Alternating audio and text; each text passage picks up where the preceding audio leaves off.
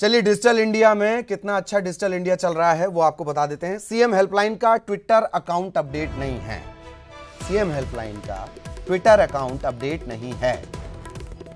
अब तक इसमें पूर्व सीएम की फोटो लगी हुई है। खास बात यह है कि एमपी गवर्नमेंट का जो ऑफिशियल अकाउंट है वो इससे फॉलो करता है। सरकार बदल गई है, सूबे का नया नया चेहरा है, इसके बावजूद भी डिजिटल इंडिया पे पुरानी तस्वीरें नजर आ रही हैं और ये वो तस्वीरें हैं।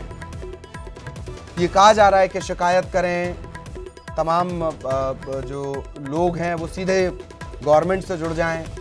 अब तक फोटो नहीं बदली जा रही है। हुलिया क्या बदला जाएगा, अंदाजा लगाइए।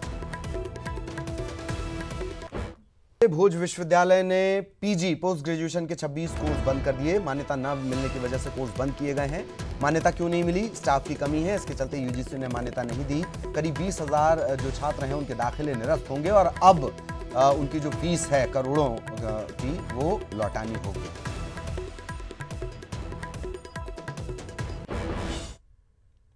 कमलनाथ सरकार क्रूज में शराब परोसने की तैयारी में है। इसे लेकर उनके मंत्री गोविंद सिंह ने गैर जिम्मेदाराना बयान भी दे दिया। गोविंद सिंह ने कहा, क्या जनता को हर चीज फ्री में दे दी जाए? यह भी कहा कि इससे तो आमदनी बढ़ेगी। बीजेपी ने कहा, हमारी सरकार ने नर्मदा किनारे के 5 किलोमीटर के दायरे में शराब की बिक्री में रोक लगाई थी। रोक लगी या नहीं, ये दर्शक खुद जानते हैं।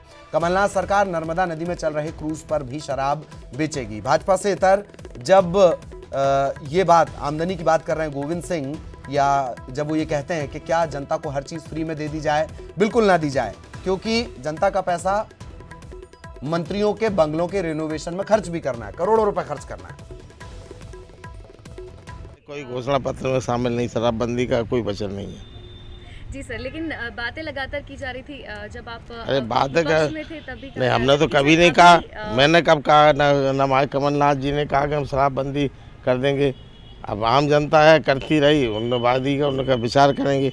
सब बंद, शराबबंदी कर दें, जनता को सब सुविधाएं दे दें, तो कोई उसका बेर का पेड़ तो है नहीं कि उसको हिलाएं नीचे बेर झरभरें।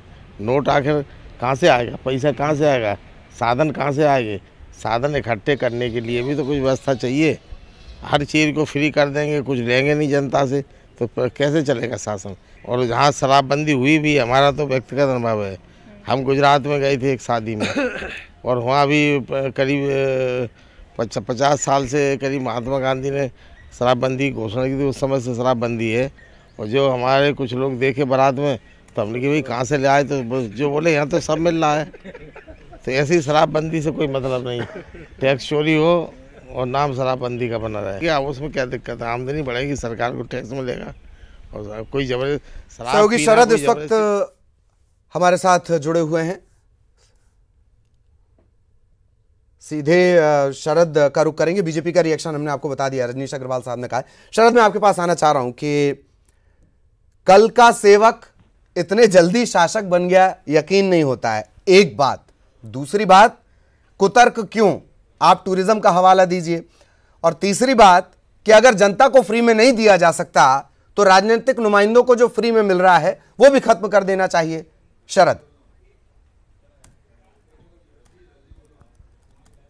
हाँ, बिल्कुल कर देना चाहिए और जिस तरीके की फिजूल खर्ची हो रही है वो भी बंद कर देना चाहिए। क्योंकि देखिए, बयानों में तो बहुत सारी बातें निकल के सामने आती हैं। सीएम कमलनाथ अपने मंत्रियों को ये भी सिखा रहे हैं कि हाउ टू बिहेव, लेकिन उनके मंत्री कैसा रुख अख्तियार कर रहे हैं आम लोगों के साथ, ये भी हम स्क्रीन पर दिखा रहे हैं।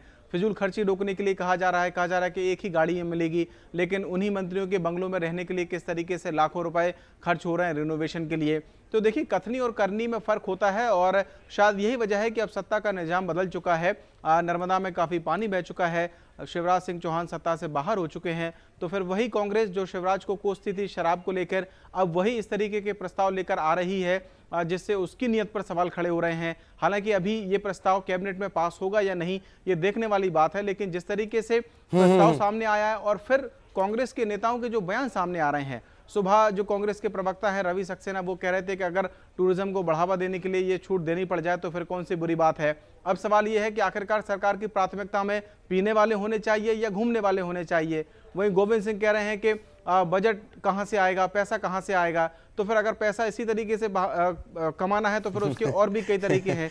ये बहुत अच्छी बात आपने कही। शरद, वक्त कम है, मैं आपको रोक रहा हूं ये बहुत अच्छी बात आपने कही कि पीने वाले या घूमने वाले किसे प्राथमिकताएं तो तय नहीं है, इसलिए मंत्री खुद प्राथमिकता में आ जाते हैं। धन्यवाद आपका।